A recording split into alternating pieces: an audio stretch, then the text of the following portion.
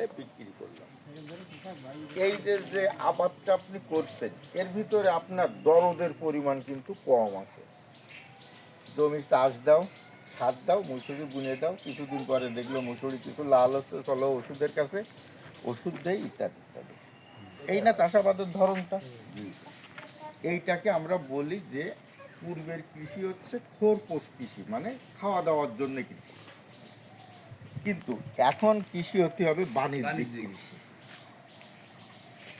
আর এই বাণিজ্যের জন্য যে জিনিসটা আছে সে জিনিসটা হচ্ছে যে মনে করেন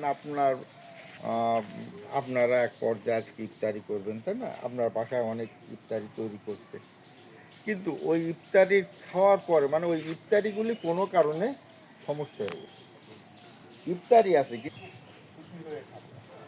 খাবার সময় যে খাবারটা আমি খাচ্ছি সেটা, তাহলে আমার এই পবিত্রতা পরিচ্ছন্নতা এর কোনো মূল্য থাকে?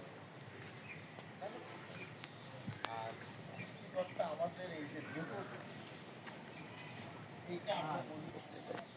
যেমন এই যে সবজি ডাউল এই এলাকাটায় এই যে যে স্কুল হয়েছে না, এই আমাদের কুমারখালী, আমি কুমারখালী ছিলাম তো, আমাদের এই সদরে মাত্র 9টা এই প্রতিষ্ঠান হচ্ছে, শুধুমাত্র 9টা। তাহলে 12টা তো ইউনিয়ন, একটা পৌরসভা, তাও কিন্তু টার্গেট ফুলফিল হয়নি। ঠিক আছে তো ব্যাপারটা? এর ভিতরে এই অংশটাকে কর্তৃপক্ষ এবং তার সহযোগিতায় আমরা কিন্তু এই ইউনিয়ন পরিষদে যেমন মেম্বাররা থাকে না, আমরাও অফিসে কিন্তু এরকম মেম্বার, ওই যখন